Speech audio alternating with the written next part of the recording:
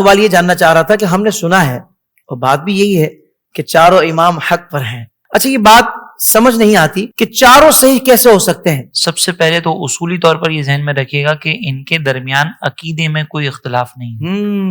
ہم مسائل کے اندر اختلاف ہے اور اس مسائل کے اندر اختلاف بھی کوئی بری چیز نہیں ہے. صحیح.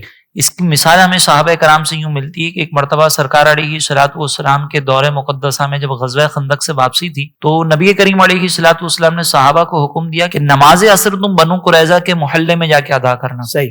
تو جب صحابہ کرام کا یہ گروہ چلا تو رستے میں ہی نماز عصر کا وقت ہوگا. کسی نے کہا کہ ہم تو یہیں پر نماز عصر ادا کریں گے کیونکہ وہاں پر اگر پہنچ گئے تو نماز عصر قضا ہو جائے گی. اور جو سرکار نے حکم دیا تو اس کا یہ مطلب نہیں تھا کہ نماز عصر قضا کر دو، اس کا مطلب یہ تھا کہ جلدی جلدی سفر کرنا تاکہ عصر تک وہاں پہنچ جاؤ. صحیح.